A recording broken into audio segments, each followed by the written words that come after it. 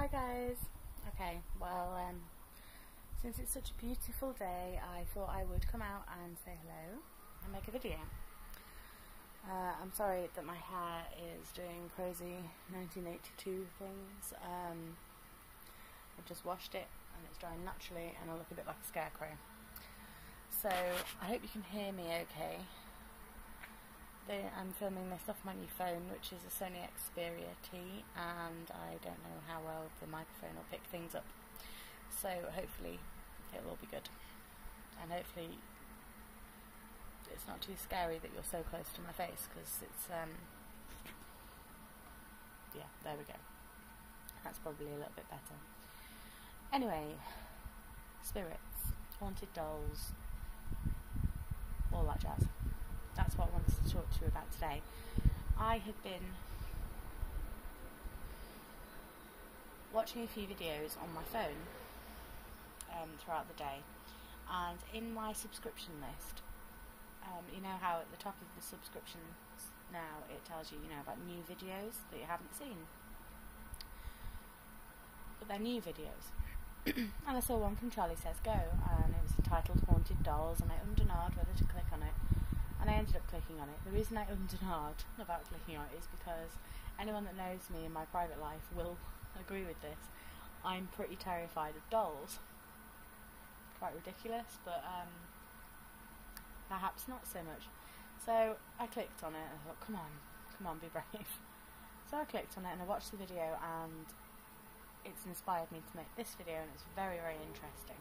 But what was very strange is that I checked the date of the video. I only saw it when the video ended, and she actually published that in 2010, so more than 2 years ago, and I don't know why that would have come up as a new video at the top of my list for me to watch, so that's really strange. However, I have been thinking about spirits and about spirit communication quite a lot, so whether that's just the universe kind of pointing me in this direction. I'm being distracted now by there's a silver birch that's behind my house, and there is a bird in it, I believe it is a magpie. So hello, Mr. Magpie. Yes, hello. Is it a magpie? I don't have my glasses on, so pretty sure it's a magpie. Anyway, yeah, I watched this video, and it actually made me feel a whole lot better about things, because if you haven't seen it, I'll try and post a link to one of the videos, but Charlie did a series of haunted dolls, so she has 7 dolls that she's bought that have stories associated with them, and different things happen in her home.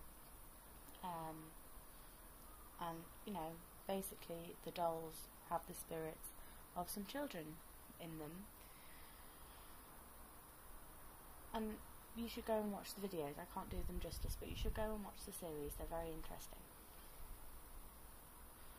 And on top of that, why I thought it was very interesting is, as a child, as I say, I'm pretty scared of dolls, right, as an adult, but as a child, according to my grandmother who raised me, she would take me to things like car boot sales and craft sales, and places where you can buy second-hand goods.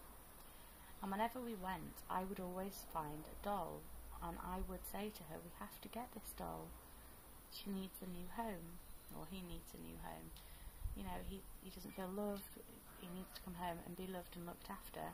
And so I'd coerce her into getting me the doll, and then the doll would come home with me, and I would look after the doll. So obviously I was pretty into dolls. But I think that's where I felt the connection, perhaps, because it really triggered that memory of my gran telling me about that.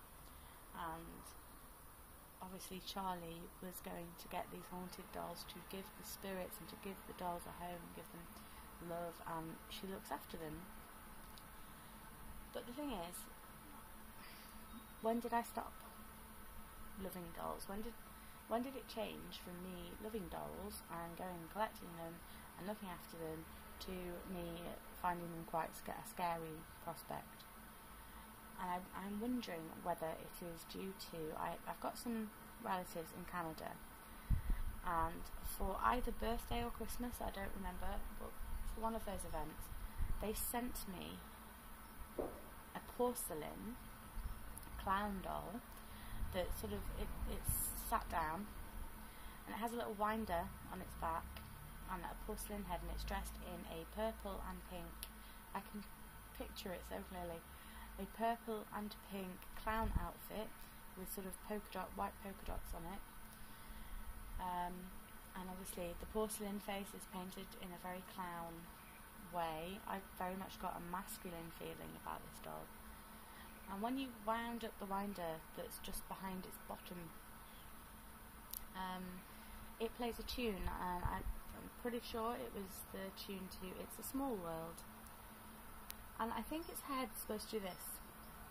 And now, I don't quite remember whether I overplayed it, or if it was something that had happened in transit, or what happened. But basically, instead of its head doing this, its head would rotate at 360 degrees, which I'm pretty sure anyone would find that quite traumatising, particularly a young child. Now, possibly because it was broken and didn't work quite as well, I didn't really play with it all that often, and it used to sit on top. I was really enjoying the peace and quiet there, and being out in nature, and the birds singing in the trees, and there's another magpie. Hello, magpie. Magpie Central today. Whether it was just because it was broken, or whether it was because I took a dislike to it, I don't know, but it used to sit on top of my wardrobe, which overlooked my bed, and on several occasions I would be in bed, nowhere near it, couldn't reach the top of my wardrobe anyway, even if I hadn't been in bed, and the bed wasn't, there was a gap, I had like a chest of drawers and then some floor space and then a wardrobe, but the doll, the music would start playing and the doll's head would start turning, and that is pretty scary. Even now I'm like, no, that's scary, because you're not anywhere near the thing, it's not supposed to be doing that. But there is a bit of me now that's concerned that it was because I didn't understand what was happening, that's why I found it frightening. And then it's tarnished my experience, whereas I can't help now but feel curious as to what happened to that doll. I think my grandparents will have packed it up, and it's probably in their attic actually, because I'm pretty sure they kept all of my things from when I was growing up. But maybe that was the doll's way of trying to communicate with me, and I don't know, it's triggered some things. So yeah, I just wanted to share that experience really, but I will post the link to Charlie's video, or one of Charlie's videos, and then you can follow the series. It's very, very interesting, and I will I'll be seeing my gran probably later on, so I'm going to ask her about this doll, because it's really made me think. Anyway guys, thank you very much for watching. I hope you're all well, and take care, and bless you be. Bye guys.